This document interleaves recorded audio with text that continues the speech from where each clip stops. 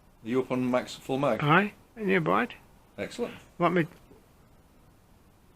The only way to do it is to take it out of stabilisation mode and look at exactly the same thing again. Yeah. I would say it's slightly more stable, Okay. but not phenomenally so. I mean, there's only so much you can do. Yeah, exactly. It can only take out so much wobble. That's right.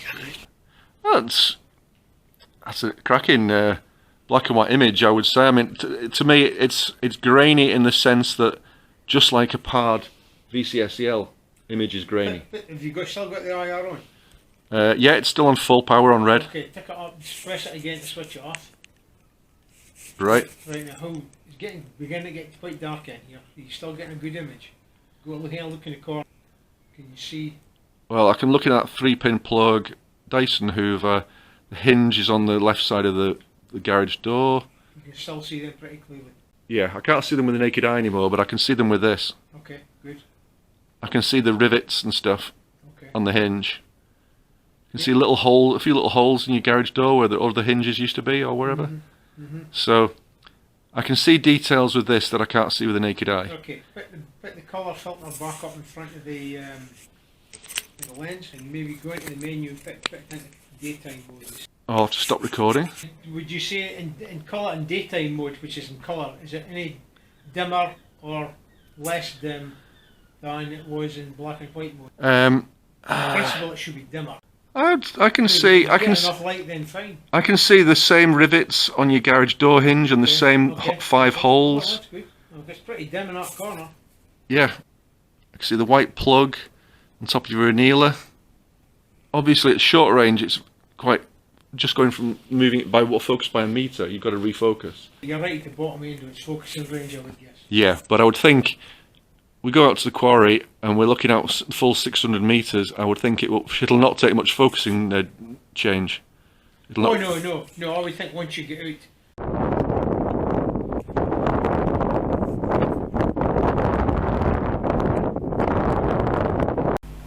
Hold on a minute.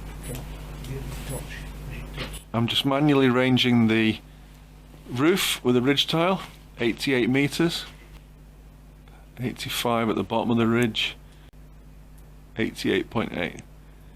Okay. 53.8 to the air bricks. Okay, I'm picking up your IR with the PARD, that's for sure. Yeah. I'm going to fire up the PARD IR now. Okay. I'll switch this IR off. For me, the PARD is definitely clearer. Right. I can actually make out the air brick on the ridge line. I can't see the holes in the air brick, but I can see the air brick clearly. I can see where the air brick is, but I can't really see it properly. Aye, but the PARD is, for me, the PARD is a.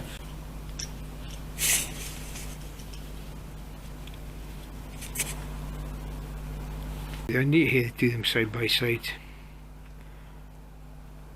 I just never think this is quite as sharp as a PARD. It's a lot.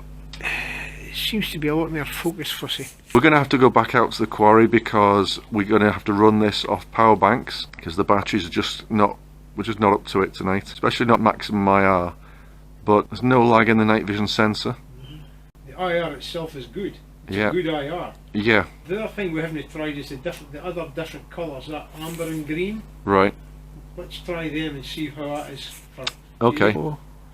Oh, this time the house is. I can't see couldn't see the house very well. Couldn't see the roof very well. I mean, I can see the trees, 155 meters, but where we could see you could see those 3 shiny metal straps of that gate, gone, all black there. Okay, well, put the IR on and see what it looks like with IR. Okay, so that's the Back button short press. back IR. Right, there's the straps. There's the gate. Very focus sensitive. Up to IR2. So you've now just got basically a green display. Yeah, it's a jade green with the IR. Okay.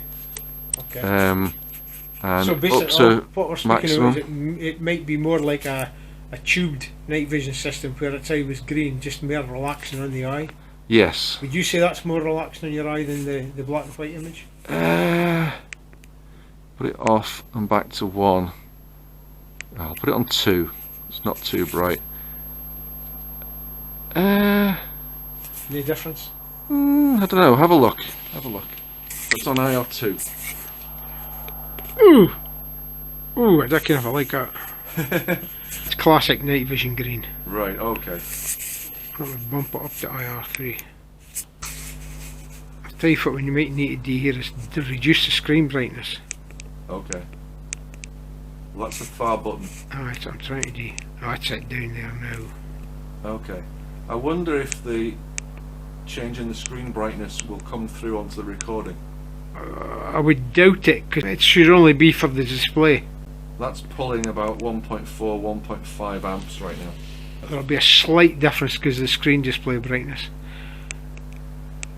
Right, I've got it at its dimmest. Right. So you want to come up in brightness, front button, short press.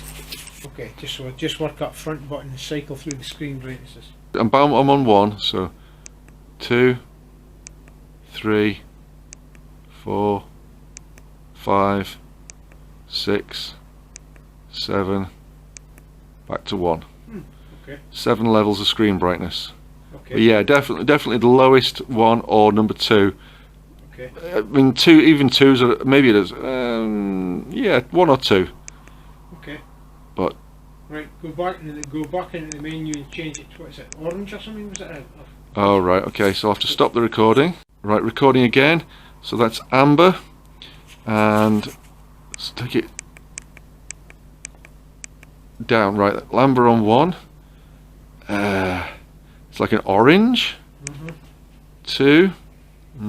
Getting deeper orange. 3, 4, 5, 6. That's Irn Bru Orange. 7. And back to 1. Here you go. Pass it to you, Bruce. That's on 1. Oh, for fuck's sake! Exactly.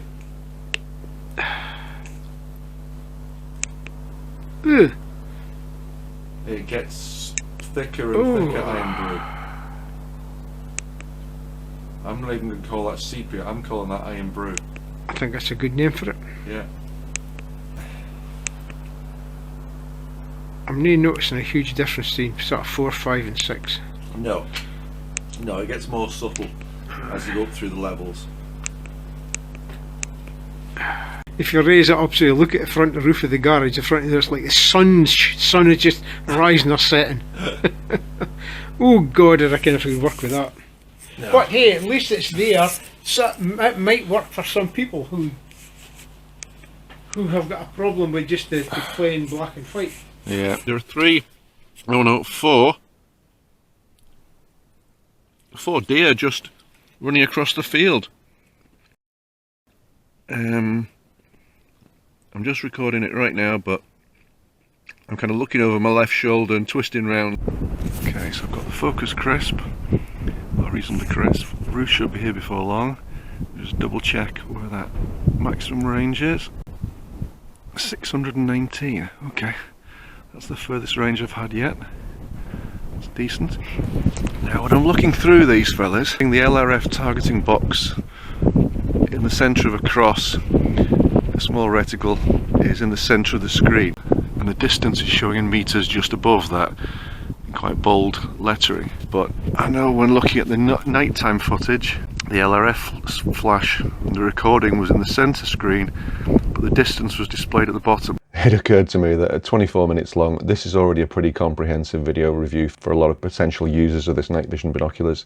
So I'm going to cut it at this point, and we'll be back in part 2 from this very moment in the footage, with Bruce and I checking these out at various ranges at night, and myself also on other nights when it's a bit clearer, because the mist came in during the this evening. Also testing other night vision illuminators with these binoculars. We'll be back with more very soon. Cheers. Thanks for watching.